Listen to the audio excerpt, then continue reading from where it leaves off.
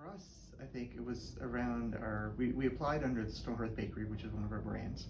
Stonehearth Bakery has been around since 1982, so we are a social enterprise. So we provide bread products to a number of different restaurants and businesses around the area.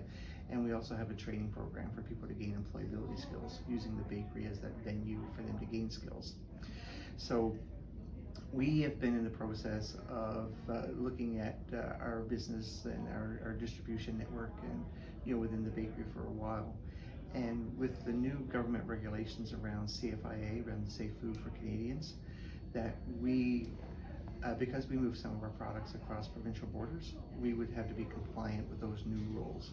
So anyway, we were looking at how we would do that, and then the Investment Readiness Fund sort of came by and provided us an opportunity to apply for funding to allow us to be able to do the modifications we needed to make to the bakery to be able to sustain our current clients and to potentially expand our business into the rest of Atlantic Canada, under that CFIA regulation space. We're making it CFIA compliant, so there's some physical work that we had to do with air systems and with access and just kind of moving equipment around. Stonehearth is also a kosher bakery, so we're kosher parv. So we were able to use some of the funding to actually create a new bakery space that's non-kosher, so that allows us to expand our product offering for those clients that want non-kosher products, so stuff with lots of butter and chocolate and cheese in it and that sort of thing. And we also, it allowed us to expand our capacity. So we're installing some new freezers and fridges and those sorts of things to allow us to be able to better, receive more bulk items and better be able to manage our distribution a little bit better. Because obviously, if we're shipping stuff pan-provincially, then you're not shipping 1 or 2 units at a time. You're shipping hundreds, so you got to be able to store those, effectively. To be our perspective,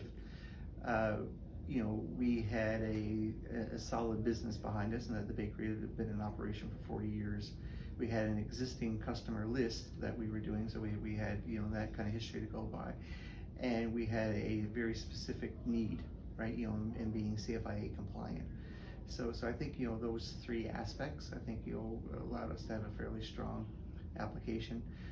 Outside of the fact that we are a social enterprise, and the expansion also allows us to engage more participants in our program and to sort of expand that aspect of it also.